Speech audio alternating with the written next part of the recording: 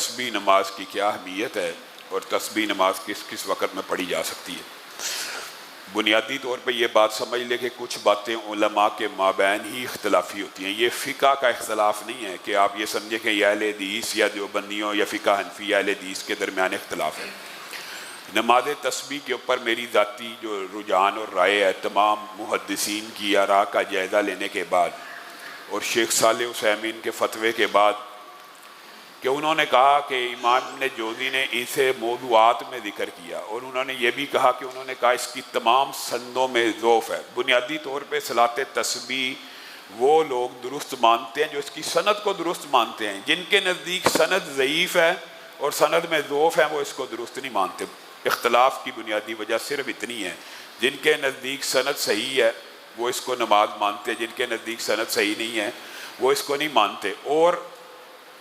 اگر آپ جائزہ لیں اور غور کریں کہ نوافل کے اعتبار سے امت مسلمہ کا جو عملی تواتر ہے،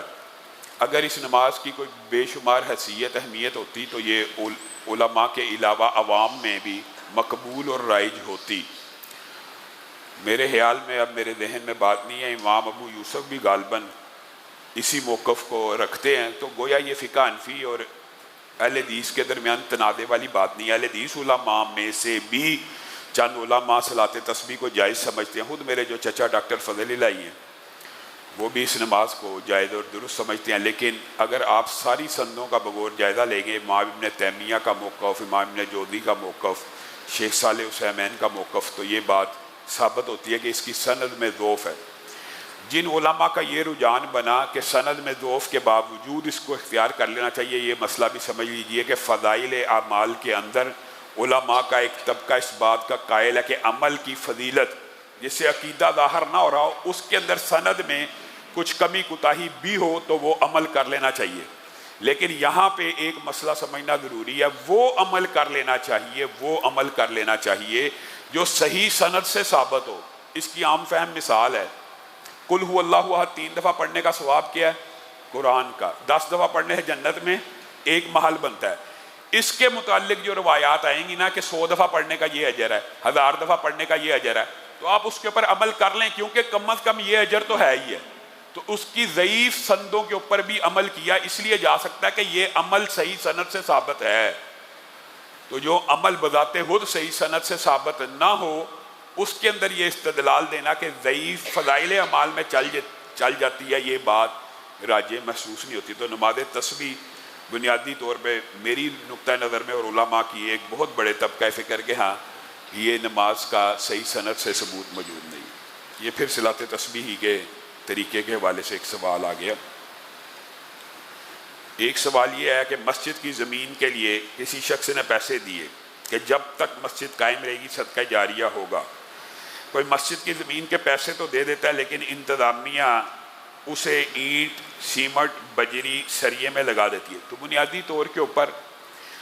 جو مساجد کی انتظامیہ ہوتی ہے وہ جب لوگوں سے زمین کے پیسے لے رہی ہوتی ہے تو وہ لوگوں کو اس بات کے اوپر آگاہ کرتی ہے اگر زمین سے پیسے زیادہ ہوگے تو ہم آپ کا یہ پیسہ مسجد کی کنسٹرکشن میں لگا دیں گے۔ تو جو پیسہ مسجد کی کنسٹرکشن میں یا زمین میں لگتا ہے وہ سارے کا سارا پیسہ، وہ جتنی احادیث جس بنیاد اور جس نیت کے اوپر آپ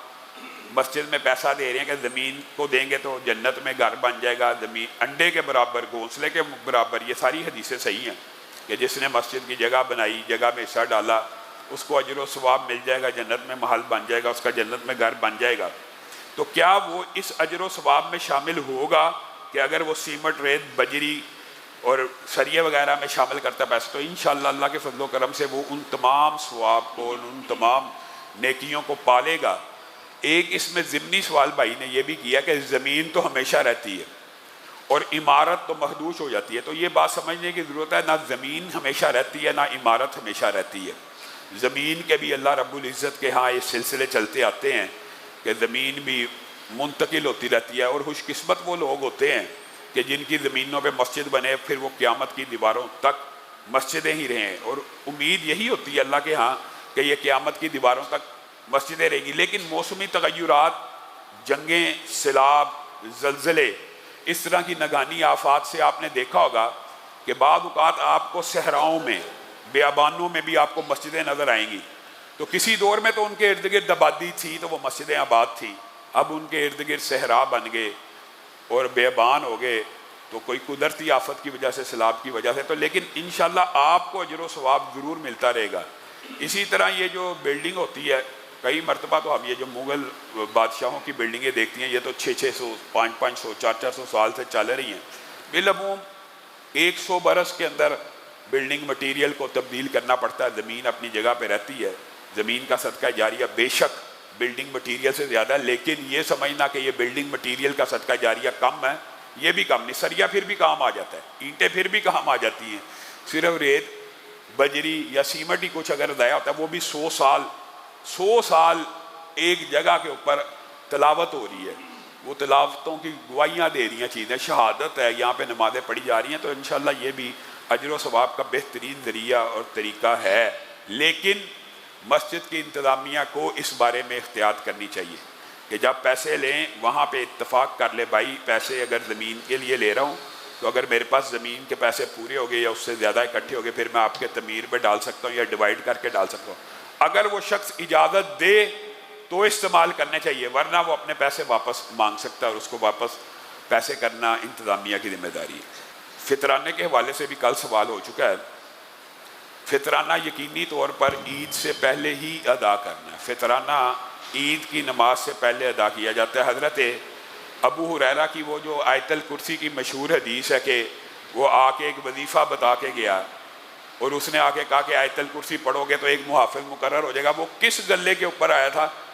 صدقۃ الفطر کے گلے کے اوپر وہ آیا تھا۔ اس کا مطلب ہے رسول اللہ صلی اللہ علیہ وسلم کی زندگی میں بھی صدقہ فطر رمضان میں اکٹھا کر لیا جاتا تھا، جن کی حفاظت کے اوپر حضرت ابو ہریرہ کو مامور کیا گیا تھا، اور یہ صحابہ سے، رسول اللہ کے زمانے سے ثابت ہے کہ صدقۃ الفطر دینا ہی عید سے پہلے ہے۔ جو یہ سمجھتے ہیں کہ عید کی نماز کے بعد دے دیں گے، ان کا فرض بطور قضاء ادا ہو جائے گا، لیکن سنت اور اتباع کے طور کے اوپر صدقے کے طور پہ تو ادا ہو گیا کہ قضاء کر دی، جیسے فرض کی قضاء فرض ہے، سنت کی قضاء سنت ہے، نفل کی قضاء نفل ہے، تو جو فرض چھوٹ جائے اس کی قضاء تو ادا کرنی ہے، لیکن اس کا صحیح وقت عید کی نماز سے قبل ہے۔ آگے سوال یہ ہے کہ یہ دینی کیسے ہے، جنس کی شکل میں دینی ہے کہ نقدی کی شکل میں؟ تو یہ بات بھی یاد رکھیے، اگرچہ علماء کا اختلاف ہے لیکن راجح بات یہی ہے، یہ بات سمجھ لیجئے، بعض لوگ خواہاں نقدی کے اوپر اعتراض کرتے ہیں، حالانکہ رسول اللہ کے دور کے اندر یہ جو اجناس تھی، گندم، جو، چاول، کھجور، یہ بطور نقدی بھی استعمال ہوتی تھی، بطور نقدی بھی استعمال ہوتی تھی۔ 1 کلو کھجور کے بدلے میں 2 کلو گندم، 1 کلو گندم کے بدلے میں اتنے کلو جو، یہ بطور نقدی بھی استعمال ہوتی تھی، تو نقدی دینے میں کسی بھی قسم کی کوئی قباحت نہیں ہے، اور یہ بھی طرز عمل صحابہ کے دور سے چلا آ رہا ہے کہ جنس کے طور پہ بھی دے سکتے ہیں اور نقدی کے طور کے اوپر بھی دے سکتے ہیں۔ بعض صحابیات سے تو جنس کے عوض کے طور پہ بطور نقدی بھی دینا صراحتاً بھی ثابت ہے۔ تو یہ سمجھنا کہ صرف جنس دینی ہے، جنس کے اعتبار سے کتنی دینی ہے، ہاں اس پیمانے کے حساب سے، چونکہ مد کا ہر انسان کے ہاتھ کا بڑے چھوٹے کا فرق ہے، یہ علماء نے پیمانہ جو نکالا ہے وہ 2.25 کلو سے 2.5 کلو سے 2.25 کلو تک ہے، تو اس لیے آپ کو رفلی ایسٹیمیٹ بتا دیا جاتا ہے۔ اور فطرانہ ہوگا کتنا؟ جو عام بندہ ہے، غریب آدمی ہے، اس کا زیادہ تر گزر بسر چونکہ گندم پہ ہے، روٹی پہ ہے، تو وہ گندم کے اعتبار سے 300 روپیہ فی کس کے اعتبار سے ہر گھر کے شخص کی طرف سے، ایک دن کا بچہ بھی ہو اس کی طرف سے بھی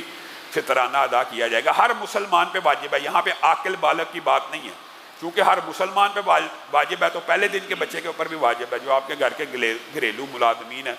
ان کے اوپر بھی یہ آپ نے ان کی طرف سے صدقۃ الفطر دینا ہے۔ غریب آدمی 300 دے گا، جو آدمی مڈل کلاس ہے یا لوور مڈل کلاس ہے وہ چاول بھی کھا لیتا ہے، اس کو چاہیے کہ وہ چاول کے اعتبار سے یا جو کے اعتبار سے، جو تو اب ہمارے معاشرے میں چلتی نہیں ہے لیکن ایک سٹینڈرڈ قائم کرنے کے لیے اس کا جو صدقۃ الفطر ہے وہ 600 کے قریب ہے، 500 سے 600۔ لیکن وہ افراد جن کے گھر میں گندم کے علاوہ چاول بھی پکتے ہیں، سبزی بھی پکتی ہے، دالیں بھی پکتی ہیں، دیگر کھانا بھی پکتا ہے، صرف روٹی اچار پیاز کا کام نہیں ہے، ان افراد کو کم از کم چاول کے حساب سے صدقۃ الفطر ادا کرنا چاہیے، اور وہ آج کل چاول کا جو ریٹ ہے 900 روپے کے قریب بن جاتا ہے۔ معاشرے میں بے شک مہنگائی آئی ہے، تو اللہ کی طرف سے آپ کے اوپر بھی لائبلٹی یہ بڑھ گئی ہے کہ آپ بھی زیادہ انفاق کریں، تو چاول کے طور کے اوپر اپر مڈل کلاس اور مڈل کلاس کا جو وہ طبقہ جن کے گھر میں ہر خوراک بنتی ہے وہ کم از کم چاول کے اعتبار سے 900 روپے کے حساب سے دے، اور ایک وہ طبقہ جو متمول ہے، جو امیر افراد ہیں، جن کے گھر میں چاول دال روٹی کو ٹیسٹ کے لیے کھایا جاتا ہے، لیکن چاہیں تو وہ گوشت کھائیں، چاہیں تو وہ مرغی کھائیں، چاہیں تو وہ میکڈونلڈ کا ایک برگر ہی لے آئیں، چاہیں تو وہ ایک وقت میں 2-3 ہزار روپے کا کھانا کھا لیں، ان لوگوں کے لیے جائز ہونا الگ بات ہے، لیکن ان لوگوں کو غور کرنے کی ضرورت ہے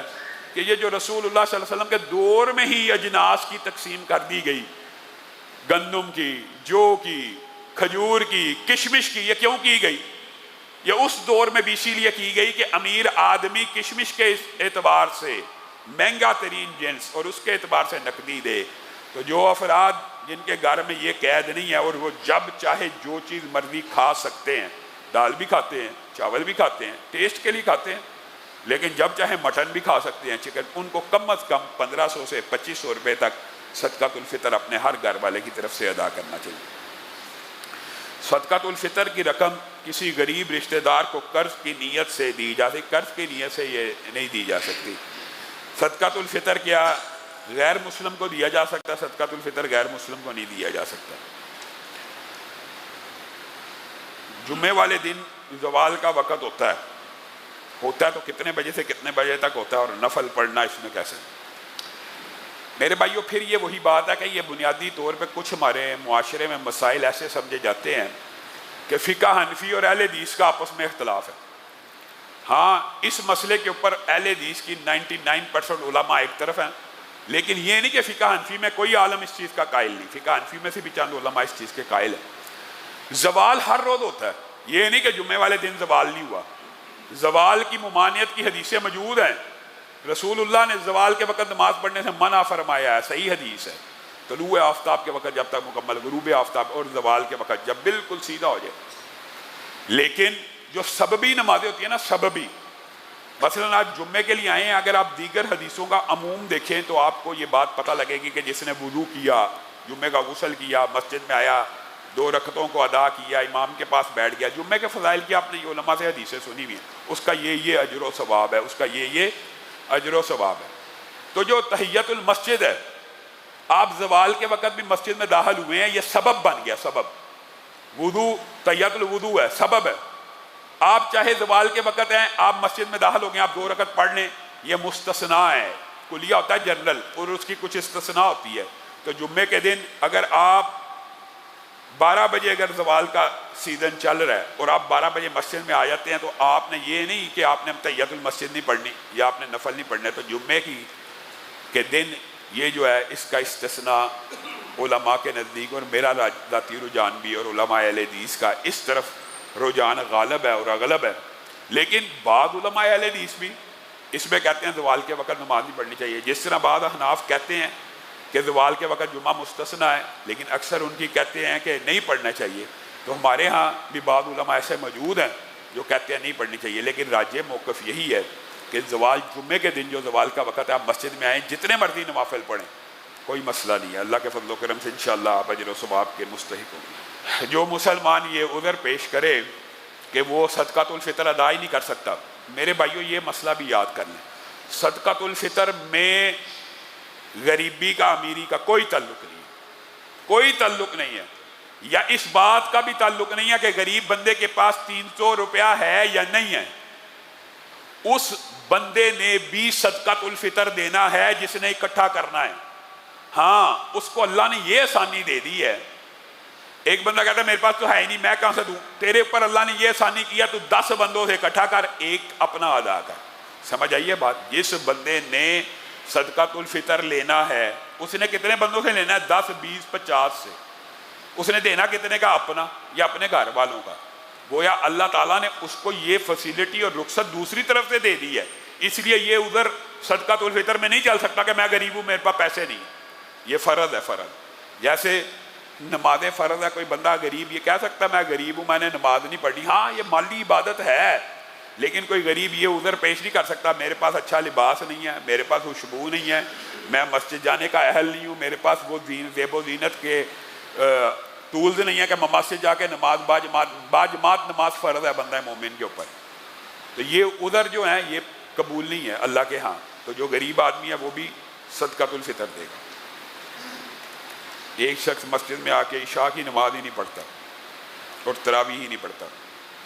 جو بندہ نماز نہیں نہ پڑھتا فرض نماز نہیں پڑھتا، یہ بات تلخ ہے.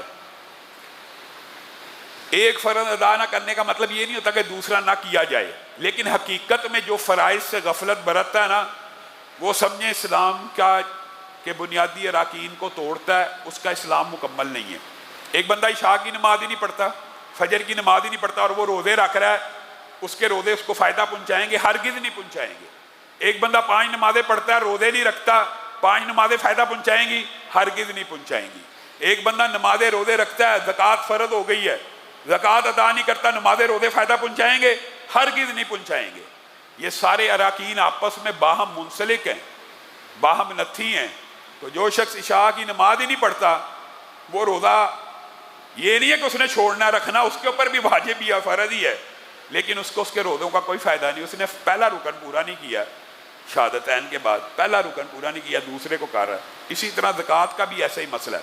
ہاں اس کا جو اگلا سوال ہے، اس سوال کے ضمن میں بھائی نے آگے یہ لکھا ہے تراویح بھی نہیں پڑھتا. ہو سکتا ہے یہ ایک ہی شخص کی بات ہو یا دو مختلف افراد کی بات ہو، اور ساتھ کہتا ہے تراویح فرض نہیں اور تراویح کے بغیر ہی روزہ رکھ لیتا ہے. اس شخص کے لیے کیا حکم ہے؟ جو بندہ فرض کی نماز ادا کرتا ہے عشاء کی اور فجر کی فرض کی نماز ادا کر لیتا ہے، عشاء نماز پڑھی آدھی رات کا قیام، فجر نماز پڑھی پوری رات کا قیام، اگر وہ تراویح نہ پڑھے یہ نفلی نماز ہے، یہ بات درست ہے اگر کوئی کہتا ہے. اگر وہ نہیں پڑھتا وہ اجر و ثواب سے محروم رہ گیا کہ جو قیام اللیل رمضان میں کرے گا غفر لہ ما تقدم من ذنبہ. لیکن کیا وہ شخص روزہ رکھ سکتا ہے؟ اس نے روزہ لازمی رکھنا، اس نے فرائض کو ادا کیا ہے، عشاء کی نماز پڑھی ہے، فرض پڑھا، اس کے اوپر روزہ لازم ہے، واجب ہے. یہ سمجھنا کہ روزے کی شرط ہے تراویح پڑھنا، یہ بات بھی درست نہیں. اگرچہ ہم آپ کو پورا سال یہی کہتے ہیں آپ نے ہر ایک نے پڑھنی ہے، ہر ایک نے پڑھنی ہے، یہ چھوڑنی چاہیے ہی نہیں. لیکن اگر کوئی چھوڑ دے تو کیا وہ روزہ نہیں رکھے گا؟ وہ روزہ رکھے گا. ہاں عشاء کی نماز پڑھے، فجر کی نماز پڑھے. جب بچیاں اپنے گھر جاتی ہیں، جب بچیاں اپنے گھر یا سسرال جاتی ہیں، اگر ایک دن کے لیے اپنے سسرال جائیں تو کیا وہاں پہ قصر نماز پڑھیں گی؟ یاد رکھیں جب بچی ماں باپ کے گھر سے چلی جاتی ہے تو اس کا اصل گھر اس کے خامند کا گھر ہوتا ہے. اسلامی شریعت میں بھی علماء کے 2 اقوال موجود ہیں لیکن یہی بات راجح ہے، وہ گھر اس کا اصلی گھر ہو گیا. اب وہاں پہ ایک دن کے لیے بھی جائے گی، پوری نماز پڑھے گی. ہاں والدین کے گھر اگر آتی ہے جاتی ہے، سسرال گجرانوالہ میں ہے، سیالکوٹ میں ہے، پنڈی میں ہے، اسلام آباد ہے، وہاں تو جائے گی، خامند کا گھر ہے، وہ اس کا اپنا ذاتی گھر ہے، وہاں پہ نماز پوری پڑے گی. اسی اثناء میں اچانک اپنے والدین کے گھر آتی ہے ایک دن کے لیے، آدھے دن کے لیے، کیا یہ گھر، اصل سوال یہ ہونا چاہیے کیا یہ گھر اس کا اصلی گھر مانا جائے گا؟ اس بارے میں جو راجح موقف ہے کہ اس عالم میں وہ عورت سفر پہ ہے اور وہ اپنے ماں باپ کے گھر بطور قیام آئی بھی نہیں، آدھا دن رہ رہی ہے اور گھر اس کا خامند کا بسلی ہے، تو یہاں پہ وہ پوری نماز نہ پڑھے. لیکن باقی جو مسائل ہیں وہ عام ہیں، اگر 3 دن سے زیادہ کے قیام کی نیت سے نماز پوری پڑے گی. وہ عام مسافر کے جو، تو مسافر کا حکم سسرال کی بجائے میکے کی طرف زیادہ لوٹتا ہے اور یہی علماء کا اس حوالے سے موقف ہے. ایک بھائی نے سوال کیا ہے کہ کیا رمضان کے علاوہ بھی زکوٰۃ دے دینی چاہیے؟ میرے بھائیو بات یہ ہے کہ یہ ہر بندے کا اپنا سسٹم ہے کہ اس نے اپنے مال کا حساب کب کرنا ہے. ہمارے خاندان میں یا ہماری برادری میں کلی طور پہ میں آپ کو ایک بات بتاتا ہوں کہ شیخ برادری جتنی بھی ہے 90%، اور ہماری فیملی خاندان میں ہمارے ایک سسٹم ہے کہ جو ہی یکم رمضان آتا ہے ہم دیکھتے ہیں بینک میں بیلنس کتنا ہے، یعنی کیش ان ہینڈ کتنا ہے، مال تجارت کتنا ہے، سیونگ کتنی ہوئی ہے، اور پیسہ وصول کتنا کرنا ہے. اور مال فروخت یا مال تجارت میں وہ پلاٹ بھی شامل ہیں جو پہلے بھی آپ کے سامنے، جو آپ نے فروخت کرنے کی نیت، گھر بنانے کی نہیں، فروخت کرنے کی نیت سے لیا، وہ سارے تجارت کا مال ہے. اس کے اندر آسانی کیا ہوتی ہے کہ ہم ہمارے بڑوں نے ہمیں یہ کہا کہ اس طرح کرنے میں کچھ آسانیاں ہیں کہ یکم رمضان کو آپ نے حساب کیا ایک دن پہلے بھی جو پیسے آئے ہیں نا رمضان سے ایک دن پہلے بھی اکاؤنٹ میں، اس کی بھی اگر مثال دے رہا ہوں، یہ کل بینک بیلنس بنا 1 کروڑ روپیہ مال تجارت ملا کے یہ اس کی 2.5 لاکھ روپیہ زکوٰۃ اگر آپ یکم رمضان کو ادا کریں گے اس کے فوائد کیا ہیں؟ ایک تو رمضان میں نیکی کرنے کا اجر و ثواب فضیلت آپ نے وہ سارے درس سن لیے، پھر ایک دن پہلے کی پیمنٹ میں بھی اور 6 مہینے پہلے کی پیمنٹ پہ یہ حساب رکھنا بڑا مشکل ہوتا ہے کہ یہ رقم اگر آپ اس کھاتے میں پڑھیں گے نا کہ میں نے سال بعد حساب نہیں کرنا، میں نے ہر مہینے حساب کرنا ہے، تو آپ ہر وقت لیجر ہی سیدھا کرتے رہیں گے. یہ پیمنٹ 3 مہینے پہلے آئی تھی، یہ پیمنٹ 6 مہینے پہلے آئی تھی، اس پیمنٹ کو ابھی سال نہیں ہوا، پھر شیطان بھی آپ کو بہکاتا رہتا ہے ہیلے کرنے کی، ابھی اس پیمنٹ کو سال تو ہوا نہیں، یعنی رمضان سے یہ پیمنٹ کو ابھی سال تو ہوا نہیں. تو اس کا بہترین طریقہ یہ ہوتا ہے کہ رمضان یکم آئے ایک دن پہلے بھی جو پیمنٹ آئے اس کی بھی زکوٰۃ ادا کر دو. اگلے سال تک کے لیے چھوٹ مل گئی کہ نہیں؟ اگلے سال پھر یکم رمضان کو حساب کر لو. تو آپ ایک سال کا حساب اپنی، ہاں یہ ضروری نہیں ہے کہ آپ یکم رمضان کو کریں، یہ ترغیباً اور ترجیحاً کہہ رہا ہوں، آپ کوئی بھی مہینہ مقرر کر سکتے ہیں، لیکن آپ کو ایک تاریخ مقرر کرنی چاہیے. کچھ ساتھی بیچارے کاروباری ہر مہینے میں لیجر سیدھا کرنے کی کوشش کرتے ہیں، ان کے کبھی لیجر سیدھے نہیں ہوتے، وہ یہی کنفیوز رہتے ہیں کہ یہ پیمنٹ 8 مہینے پہلے آئی تھی، یہ پیمنٹ 6 مہینے پہلے آئی تھی، یہ 7 مہینے، ابھی اس کو سال نہیں ہوا ابھی. تو یہ بہترین طریقہ اس کا حل ہے کہ آپ کے پاس کوئی تاریخ مقرر کریں، اس سے پہلے ایک دن پہلے بھی، اگرچہ اس کے اوپر زکوٰۃ نہیں ہے، ایک دن پہلے کے مال کے اوپر زکوٰۃ فرض نہیں ہے، لیکن اگر آپ نکال دیں گے تو آپ کا وہ مال 1 سال تک کے لیے مستثنا ہو گیا. گویا آپ کو اس کا بینیفٹ اور فائدہ اور صدقے کے طور پہ آپ سمجھ لیں کہ آپ اس قسم کے شکوک و شبہات سے بچ گئے. جو گاڑیاں آپ نے تجارت کے لیے رکھی ہوتی ہیں، تجارت کے لیے کہ وہ تجارت میں مال لے کے آتی ہیں یا مال کی ڈیلیوری کرتی ہیں، ان کا حکم صرف مال لے کے آتی ہیں اور مال چھوڑتی ہیں، ان کا حکم ڈیلیوری کا ہے، ان کا حکم کرائے کا ہے. لیکن وہ گاڑیاں جو آپ کی مال فروخت کرتی ہیں، گاڑیوں کی 2 اقسام ہیں. ایک گاڑی جا رہی ہے وہ مال، مثال دے رہا ہوں، یہ گاڑیاں مال تجارت کے کام بھی آتی ہیں جس کے اندر مال رکھ کے بعد باضابطہ طور کے اوپر ٹریول کر کے، اور ایک بندے کے پاس ایک گاڑی، مثال دے رہے ہیں ایک بندے کا ایک سرکل ہے، اگر میرے پاس ایک گاڑی ہوگی تو مجھے 50,000 روپیہ کمائی ہوگی، اگر میرے پاس 2 گاڑیاں ہوں گی مجھے 1 لاکھ روپیہ کمائی ہوگی، اگر 3 گاڑیاں ہوں گی تو 1.5 لاکھ روپیہ کمائی ہوگی. اس گاڑی کے اوپر علماء کا جو راجع موقف یہ ہے کہ یہ مال تجارت میں شامل ہے. یہ والی گاڑی، جو گاڑی 50,000 روپیہ آپ کو جنریٹ کر کے دے رہی ہے، یہ مال تجارت ہے جو گاڑی آپ کو جنریٹ کر کے دے رہی ہے. اور جو صرف مال کی ڈیلیوری کرتی ہے وہ کرائے کے مد میں آتی ہے، یعنی اس کے اوپر پیسہ لگتا ہے، اس سے آپ کو نفع نہیں آ رہا، نفع آپ کی سیل پرچیز کے اوپر ہے، جو سیل پرچیز کر رہے ہیں اس کے اوپر نفع ہے، اس گاڑی کا حکم کرائے والا. جس وقت عورت کو حیض آ جائے،